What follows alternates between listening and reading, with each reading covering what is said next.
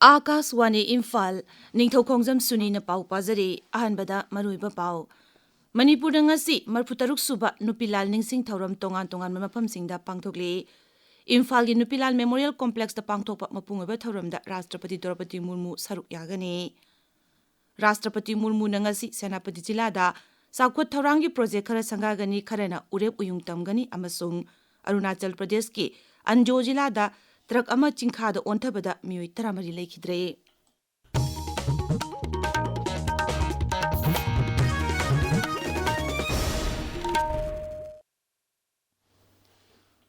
Manipur ngasi marputaruk suba Nupilal ningsing thauram tongan mafamsingda pangthokli mapungoba thauram Rajya Sarkar na sinduna Imphal gi Nitaipa Chuthekta leiba Aitihasik oiraba Nupilal Memorial Complex da pangthokani thauramadu Rashtrapati Draupadi Murmu amadi Rajyapal Ajay Kumar Bhala saruk yagani. Nupilal numitka mari lenyana Nupi singi oiba lamjel amasu Nupilal Memorial Complex dagi Singjamai Supermarket fauba housing haki mamangda lamthakre. Palan thorom asi Rajya gi Home Bibhag na sinduna Imphal gi GP Women College da pangthokani thoromadu da Chief Secretary Dr. Punit Kumar Goyal saruk yagani. Nupilal ningsing numittam lakpada Rajyapal yauna tongan baluchingpasingna yaipa paujel pirakli. Maki paujel da Rajyapal Ajay Kumar Bhala na hai Numidasi Manipur gi Thauna Pharaba amadi Maribak Ningba Nupi Singbu Ikai Khumnaba Utpa Numitni. Lising ama chamapan supna mari amadi lising ama chamapan kuntra mapanda Thokiba Nupi Singi Ihawasi Rajya Sigi Itihas da Mutpa Nairoidaba Maruiba Ihaw amani. Matamaduda Sangsin Kiba Nupi Singi Khongjang Aduna Amata Oina Achumbagi Damak Lanthengna Bagami Habasi Utki.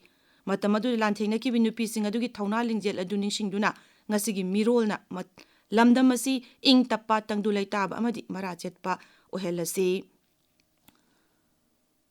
Maki paujilda Manipur Vidhan Sabha gi adakta Thoksom Satyabrata na hai numidasina lakpada Manipur gi nupi singna achumbagi damak thauna phana chongthokkiba adu Manipur miyamda nauhongna ningsinghale. Matamadugi nupi sing ihawadu icham chamba ihaw manate madu Manipur gi rajnitibu mikap thuanba ihaw amani. Makoigi hanba leitaba thauna aduna Manipur gi nupi singi thauna lingjel malem pumbada masak takli. Numinini ki khongsata ngarang Manipur da thunglakibi Rashtrapati Draupadi Murmu ngasi Imphal gi Nupilal Memorial Complex da pangthokadaba marputaruk suba Nupilal ningsing thorom da saruk yagani. Thoramadu da Srimati Murmuna leikidraba ima singi mafamda leikatuna ikai khumnabu utkani.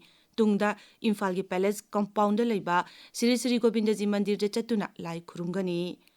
Rashtrapati Manipuri khongsat ki matung ina ngarangdagi hauna Imphal gi akoibada security akanba cheksil thorang lokhatli. Nupilal gi mapungiba thauram saruk yarba matung Rashtrapati Senapati gi damak Imphal da thadokani. Senapati jila da Srimati Murmuna sakhut thaurangi project khara sangagani kharana urep uyung tamgani. Ngarang Imphal da thunglaba matung Palace Compound da leiba City Convention Center da Srimati Draupadi Murmu bu opugi thauram ama pangthokki. Thauramadu da Rashtrapati na Lupa Koti Lisingama Chahum Marfu Taret ki chakhut thaurangi project khara sangaki kharagina urep uyung tamki. Rashtrapati na sangaramba amadi urep uyung tamkiba project singi manungda lawishingu, water supply, sanakhonaba, Siksha, tribal development, Hakshel, infrastructure, handloom handicraft, electricity, security and administrative sector yauri. Manipur Santi Hanjilangnaba security force na tongan mafamda area domination left na chathari. Manipur Police Control Room thokpa chirolamana hai Jiribam jilagi Jairol Pokpi amadi Ucha Tholda konma mafamsingda ngarang security force ki apunba kangbu amana thibu humgi thabak chathabada khusu khulai kaya phagatki. Khulai singadugi manungda single barrel ama, country-made single barrel mari, IED ani, pompi ani amasung atai polam sing yauri.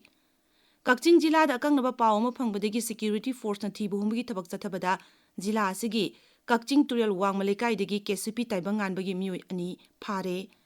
Tabiriba pawasi Akaswani Imphal dagi.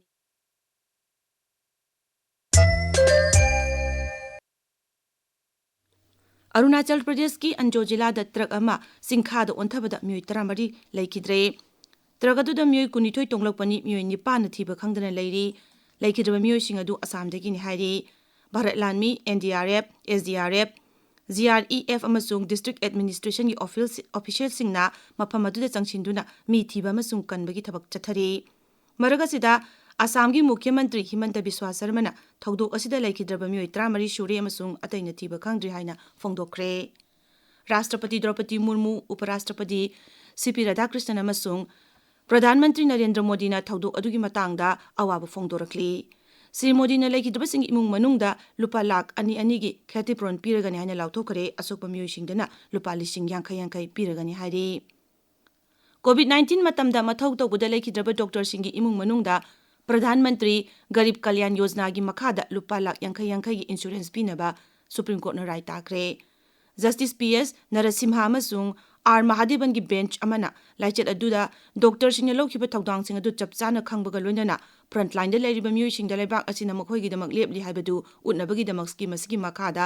ꯏꯟꯁꯨꯔꯦꯟꯁꯀꯤ ꯊꯧꯔꯥꯡ ꯑꯁꯤ ꯄꯥꯏꯈꯠꯄꯅꯤ꯫ Court ꯑꯁꯤꯅ ꯃꯈꯥ ꯇꯥꯅ ꯍꯥꯏ ꯂꯥꯏꯆꯠ ꯑꯁꯤꯗ ꯂꯩꯈꯤꯗ꯭ꯔꯕ ꯗꯣꯛꯇꯔꯁꯤꯡꯒꯤ ꯏꯃꯨꯡ ꯃꯅꯨꯡꯅ ꯃꯇꯤꯛ ꯆꯥꯕ ꯄ꯭ꯔꯃꯥꯟ ꯄꯤꯗꯨꯅ ꯏꯟꯁꯨꯔꯦꯟꯁ ꯑꯁꯤꯒꯤꯗꯃꯛ ꯀ꯭ꯂꯦꯝ ꯇꯧꯔꯛꯄ ꯌꯥꯒꯅꯤ꯫ ꯏꯂꯦꯛꯁꯟ ꯀꯃꯤꯁꯟꯅ ꯔꯥꯖ꯭ꯌ 5 ꯑꯃꯁꯨꯡ ꯌꯨꯅꯤꯌꯟ ꯇꯦꯔꯤꯇꯣꯔꯤ ꯑꯃꯒꯤ ꯁ꯭ꯄꯦꯁꯤꯌꯦꯜ ꯏꯟꯁꯦꯟꯇꯤꯚ ꯔꯤꯚꯤꯖꯟ (SIR) ꯁꯦꯝꯗꯣꯛꯄꯒꯤ ꯑꯔꯣꯏꯕ ꯃꯇꯝ ꯄꯤꯈ꯭ꯔꯦ꯫ ꯑꯀꯥꯁꯕꯥꯅꯤ ꯄꯥꯎꯃꯤꯅ ꯍꯥꯏ ꯊꯧꯔꯥꯡ ꯑꯁꯤꯗ ꯇꯥꯃꯤꯜ ꯅꯥꯗꯨ, ꯒꯨꯖꯔꯥꯠ, ꯃꯙ꯭ꯌ ꯄ꯭ꯔꯗꯦश, ꯁꯠꯇꯤꯁꯒꯔ, ꯑꯟꯗꯃꯥꯟ ꯑꯃꯁꯨꯡ ꯅꯤꯀꯣꯕꯔ ꯏꯊꯠ ꯑꯃꯗꯤ ꯎꯠꯇꯔ ꯄ꯭ꯔꯗꯦश ꯌꯥꯎꯔꯤ꯫ SIR ꯁꯦꯝꯗꯣꯛꯄꯒꯤ ꯑꯔꯣꯏꯕ ꯃꯇꯝꯒꯤ ꯃꯇꯨꯡꯏꯟꯅ ꯇꯥꯃꯤꯜ ꯅꯥꯗꯨ ꯑꯃꯁꯨꯡ ꯒꯨꯖꯔꯥꯠꯇ ꯆꯠꯂꯤꯕ ꯊꯥ ꯑꯁꯤꯒꯤ 13ꯗ ꯊꯕꯛ ꯑꯁꯤ ꯄꯨꯝꯂꯣꯏ ꯂꯣꯏꯔꯒꯅꯤ ꯍꯥꯏꯔꯤ꯫ ꯃꯙ꯭ꯌ ꯄ꯭ꯔꯗꯦश, ꯁꯠꯇꯤꯁꯒꯔ ꯑꯃꯁꯨꯡ ꯑꯟꯗꯃꯥꯟ ꯑꯃꯁꯨꯡ ꯅꯤꯀꯣꯕꯔ ꯏꯊꯠꯀꯤ ꯑꯣꯏꯅ ꯊꯥ ꯑꯁꯤꯒꯤ 19 ꯐꯥꯎꯕ ꯁꯥꯡꯗꯣꯛꯈ꯭ꯔꯦ꯫ ꯎꯠꯇꯔ ꯄ꯭ꯔꯗꯦशꯀꯤ ꯑꯣꯏꯅ ꯊꯥ ꯑꯁꯤꯒꯤ 23ꯇ ꯑꯔꯣꯏꯕ ꯃꯇꯝ ꯂꯦꯞꯂꯦ꯫ ꯇꯥꯃꯤꯜ ꯅꯥꯗꯨ ꯑꯃꯁꯨꯡ ꯒꯨꯖꯔꯥꯠꯇ ꯁꯦꯝꯗꯣꯛꯂꯕ ꯏꯂꯦꯛꯇꯣꯔꯦꯜ ꯔꯣꯜꯒꯤ ꯊꯥ ꯑꯁꯤꯒꯤ 18ꯗ ꯐꯣꯡꯂꯒꯅꯤ꯫ ꯃꯙ꯭ꯌ ꯄ꯭ꯔꯗꯦश, ꯁꯠꯇꯤꯁꯒꯔ ꯑꯃꯁꯨꯡ ꯑꯟꯗꯃꯥꯟ ꯅꯤꯀꯣꯕꯔꯒꯤ ꯏꯊꯠꯀꯤ ꯑꯣꯏꯅ ꯊꯥ ꯑꯁꯤꯒꯤ 18ꯗ ꯑꯃꯗꯤ ꯎꯠꯇꯔ ꯄ꯭ꯔꯗꯦशꯀꯤ ꯑꯣꯏꯅ ꯊꯥ ꯑꯁꯤꯒꯤ 38ꯗ ꯁꯦꯝꯗꯣꯛꯂꯕ ꯏꯂꯦꯛꯇꯣꯔꯦꯜ ꯔꯣꯜ ꯑꯗꯨ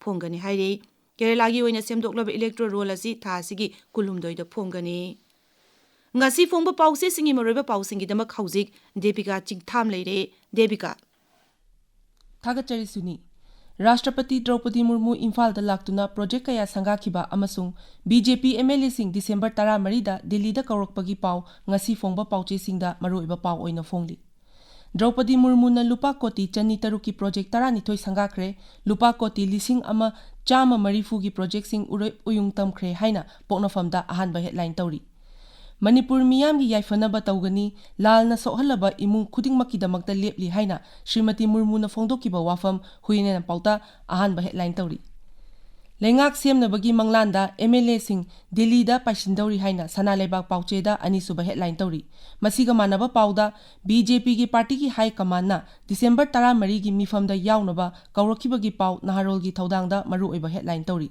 ꯄꯥꯎ ꯑꯁꯤ ꯑꯇꯩ ꯄꯥꯎꯆꯦꯁꯤꯡꯗꯁꯨ ꯇꯣꯉꯥꯟ-ꯇꯣꯉꯥꯟꯕ ꯃꯑꯣꯡꯗ ꯍꯦꯗꯂꯥꯏꯟ ꯇꯧꯗꯨꯅ ꯐꯣꯡꯂꯤ꯫ ꯇꯣꯇꯦꯜ ꯁꯠꯗꯥꯎꯟꯅ ꯃꯍꯧꯁꯥꯒꯤ ꯄꯨꯟꯁꯤꯗ ꯆꯥꯎꯅ ꯑꯀꯥꯏꯕ ꯄꯤꯈ꯭ꯔꯦ ꯍꯥꯏꯅ ꯁꯉꯥꯏ ꯑꯦꯛꯁꯄ꯭ꯔꯦꯁ ꯃꯅꯤꯄꯨꯔꯤ ꯑꯦꯗꯤꯁꯟꯗ ꯃꯔꯨꯑꯣꯏꯕ ꯍꯦꯗꯂꯥꯏꯟ ꯇꯧꯔꯤ꯫ ꯄꯥꯎꯆꯦ ꯑꯁꯤꯒꯤ ꯏꯪꯂꯤꯁ ꯑꯦꯗꯤꯁꯟꯗ ꯀꯣꯀꯣꯃꯤꯅ ꯔꯥꯁꯇ꯭ꯔꯄꯇꯤꯗ IDPꯁꯤꯡꯅ ꯃꯌꯨꯝ ꯍꯟꯖꯤꯟꯒꯗꯕ ꯃꯇꯝ ꯄꯤꯕꯤꯌꯨ ꯍꯥꯏꯕꯒꯤ ꯄꯥꯎ ꯃꯔꯨꯑꯣꯏꯕ ꯄꯥꯎ ꯑꯣꯏꯅ ꯐꯣꯡꯂꯤ꯫ ꯃꯅꯤꯄꯨꯔ ꯃꯦꯜꯗ ꯃꯅꯤꯄꯨꯔꯗ ꯂꯩꯔꯤꯕ ꯐꯨꯔꯨꯞ ꯈꯨꯗꯤꯡꯃꯛꯅ ꯂꯝꯗꯝ ꯑꯁꯤꯒꯤ ꯃꯤꯑꯣꯏꯅꯤ ꯍꯥꯏꯅ ꯈꯜꯍꯟꯒꯗꯕꯅꯤ ꯍꯥꯏꯕ ꯔꯥꯁꯇ꯭ꯔꯄꯇꯤꯅ ꯐꯣꯡꯗꯣꯛꯈꯤꯕ ꯋꯥꯐꯝꯅ ꯑꯍꯥꯟꯕ ꯍꯦꯗꯂꯥꯏꯟ ꯇꯧꯔꯤ꯫ NHRCꯅ ꯅꯦꯁꯅꯦꯜ ꯍꯥꯏꯋꯦ 2 ꯕ꯭ꯂꯣꯀꯦꯗꯀꯤ ꯃꯇꯥꯡꯗ ꯅꯧꯅ ꯊꯤꯖꯤꯟꯅꯕ ꯈꯪꯍꯟꯈꯤꯕꯒꯤ ꯄꯥꯎ ꯄꯤꯄꯜꯁ ꯀ꯭ꯔꯣꯅꯤꯀꯜꯗ ꯃꯔꯨꯑꯣꯏꯕ ꯄꯥꯎ ꯑꯣꯏꯅ ꯐꯣꯡꯂꯤ꯫ ꯃ꯭ꯌꯥꯟꯃꯥꯔꯗꯒꯤ ꯄꯨꯁꯤꯜꯂꯛꯄ ꯗ꯭ꯔꯒꯅ ꯂꯩꯕꯥꯛ ꯑꯁꯤꯒꯤ ꯅꯦꯁꯅꯦꯜ ꯁꯦꯀ꯭ꯌꯨꯔꯤꯇꯤꯗ ꯁꯤꯡꯅꯔꯛꯂꯤꯕ ꯑꯁꯤ ꯁꯦꯟꯇꯔꯅ ꯈꯪꯕ ꯃꯊꯧ ꯇꯥꯏ ꯍꯥꯏꯕ ꯄꯥꯎ ꯅꯍꯥꯔꯣꯜꯒꯤ ꯊꯧꯗꯥꯡꯗ ꯃꯔꯨꯑꯣꯏꯕ ꯍꯦꯗꯂꯥꯏꯟ ꯇꯧꯔꯤ꯫ ꯍꯤꯜꯁ ꯍꯣꯔꯟꯕꯤꯜ ꯑꯦꯛꯁꯄ꯭ꯔꯦꯁꯇ ꯔꯥꯁꯇ꯭ꯔꯄꯇꯤ ꯗ꯭ꯔꯧꯄꯗꯤ ꯃꯨꯔꯃꯨ ꯁꯦꯅꯥꯄꯇꯤꯗ ꯉꯁꯤ ꯑꯌꯨꯛ ꯄꯨꯡ 11ꯗ ꯊꯨꯡꯂꯒꯅꯤ ꯍꯥꯏꯅ ꯑꯍꯥꯟꯕ ꯍꯦꯗꯂꯥꯏꯟ ꯇꯧꯔꯤ꯫ ꯒꯥꯟꯐ꯭ꯌꯨ ꯃꯦꯜꯗ 19ꯁꯨꯕ ꯁ꯭ꯇꯦꯠ ꯂꯦꯚꯦꯜ ꯑꯣꯔꯦꯟꯖ ꯐꯦꯁꯇꯤꯚꯦꯜ ꯄꯥꯡꯊꯣꯛꯅꯕ ꯁꯦꯝ ꯁꯥꯕꯒꯤ ꯊꯕꯛ ꯆꯠꯊꯔꯤ ꯍꯥꯏꯅ ꯑꯍꯥꯟꯕ ꯍꯦꯗꯂꯥꯏꯟ ꯇꯧꯔꯤ꯫